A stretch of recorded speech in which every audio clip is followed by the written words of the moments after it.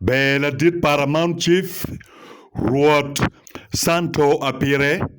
Ofatiak, Kidong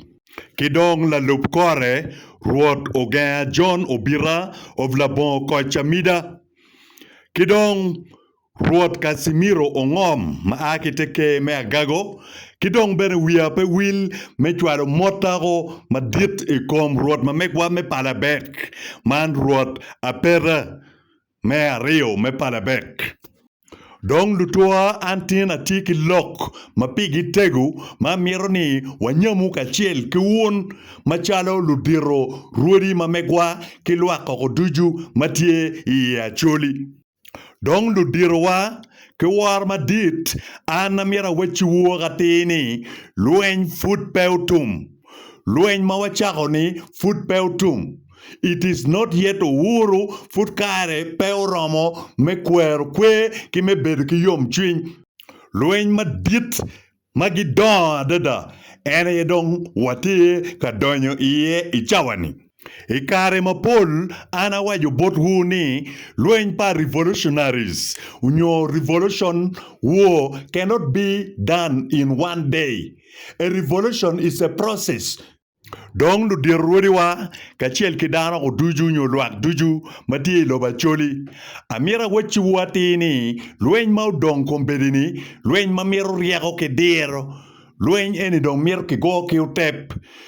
gin ma chiel ma wano miro wang'eyo ene yeni lwak ma megwa me loba choli gi miro ng'o miri pa luak mamekwa unyo dano wa melo wa chuli gimir ngo gimir nikitim gi ngo watimo miri pa chuli keken chino watiro lwenyo ko kwiji pien wan wang'eyo maber ni gamente muni mauto chanini gamente mauto mano bedo iwi got lurem gamente chano notie UPDF kiken ki banyankole wang'eyo peko mamekgi wang'eyo gor mamekgi so watiu ki gor mamekgi me building empire mamekwa watiu ki gor mamekgi me timo jami me aura iloba chuli jema bejo me aura iloba chuli pin an gachiel kilu rema ma wako kany maten kwot ketgi wang'eyo dok watikin yie ni tege wan machalo ludiro ruodi madome loba chuli wachako timo gin machuli miro wa delivering gin machuli miro duchu watimo jami duchu matimo ne uloyo gamente chani mautoni chino waduoko gen no duchu ichunya chuli dong nero wa machiel kitiju wa mategu Omiero betie me rojo pajo ene gin ma omiero wajiu ye kom wa matek tutwal kawa neno lok me rojo pajo gire is a big term and meanings a lot of things now wachaku kong neno kima pigitegu ne loyo pi wan machala chuli umiero ngeni wan machala chuli ulo archives mamek wapeke ki archives ilo chuli ulo Donka waje ni archives no anatika meaning ngo archives tiene ni ngo donga mira gony ngutien lok me archives is a collection of historical documents or records providing information about a place, institution or group of people utine ane. Therefore, one no duju chaluak me ya chuli unyoka chiel kilu dirudi ko duju mamekwa me loba chuli umiro wachako tig matek kombedi me lobing chente me yinyo chente yo duju bot organization mapadi ki bot dul mapadi unyo lobo mapadi ma watwero teno kwot ketgi meneno ni wan machala chuli umiro wabedo ki archives mamekwa me loba chuli kama no jami me history weng notie dong umiero watiu matek meneno ni ma food peuti mwaga dek no archives pa chuli ki building oti gulu unyo kitgum unyo ka bedu moni madu diro ruodi me ya chuli gumogo ni umiero ki gedie archives pien ka wan wagedo archives mamegwa archives ni kong ubi acting as tourist attraction muni ka chiel kilu limping mapadi kitwok lobo mapadi kubi biro I archives mamegwa meneno jami maduong and no kenyo gubi neno ki chilling ki chulu olo chilling mo ma chilling ini no tika konyo institution dong wachako lok nining ka wapewa ki archives dong wachako luonge ni wan rudi nining unyo one institution moni nining ka wa archives ma mek wapeke ka dong wan utiki archives no i archives kuno watiki vul unyo type vul nyo wit vul ma padi ko duju no ti kono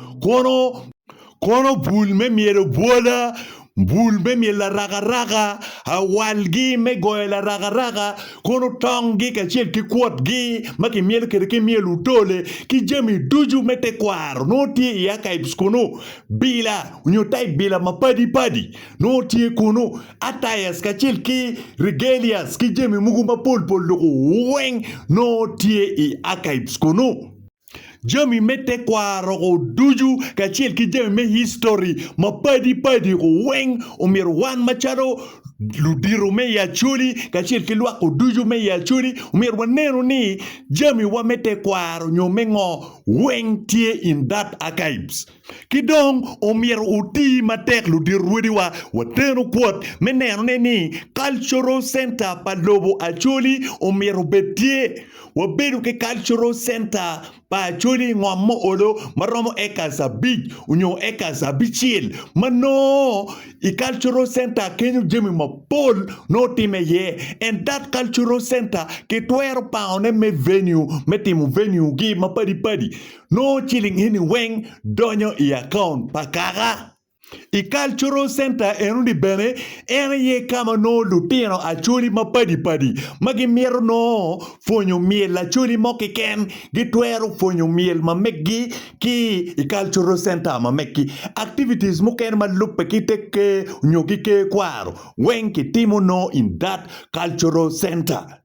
So, nero wa o duju wan machalo luak duju me ilo bachuli ene tieni umer watenu kwot kilu dirudi mamegwa meneno neni archives bachuli kigedo otie Kidong mir wanenu ni cultural center moma dit ilo bachuli umir kiyap igulu unyoy kitgum cultural center maduba dit mano activities mapol weng mete kwaro timeye Dong wunu ngeu ni gamente me Netherland unogute no quote ki te kwara chuli nyo ki ke kwara chuli ento because of corruption pau keragi ki ka chil ke chana gi gu kwalo chilling a lot of billions para uwero the government of Netherlands gu withdrawing support ma megiro ki bot achuli ke kwaro gu withdrawing support ki chilling duju mauno gi mioni gu kiro Mabene gungolo chul ni ruot achana gi ka chil ki cultural institution unyoy we got kon ko dwak chiling billion na di mako kwalo ko ni ko weng ko dwak ko chete ini peke mir ke dwak ne matwal so won ma chalu dir wodi wa ka chil ki wano ko duju wanero ni wat eno ni ki royo ka chil ki the Netherlands governments wat ki NGOs mapali wachagu lobbying yo duju meneno ni Acholi Kigedo archives mamegi Acholi tikaki cultural center mamegi madit action speak louder than words watimu jami mabejo mea huora bota Acholi chubiner ni rudi mukene mafud gitika arkor genaria di moni magitika lubuko achana gini wengu bidugu anda won warwara chana bene ebdi kome Peo bibet surprise mene ni utika tika chiel kirora chana ubino katen kwat ketwu so wachagu timo action na ye wachagu timo jami ma twero wego luak bedu kigen ikom one wachagu timo jami ma wego terengat mo iken munero chi e duguma yom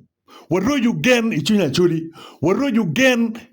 Wek Acholi guneni gin mayam uno gin gitamo ni petwere ni do twere go Wek Acholi guchagne ni gin ma uno gin gitamo ni petime ni dong tiga time mana ye gin mapigi teku malu dirudi wa kachel ke wa no duju luak me ya Acholi watenu kwot kilu dirudi wa menena ni jami egu mapigi teku ni ki kwoti monego dong ka cherka giroloka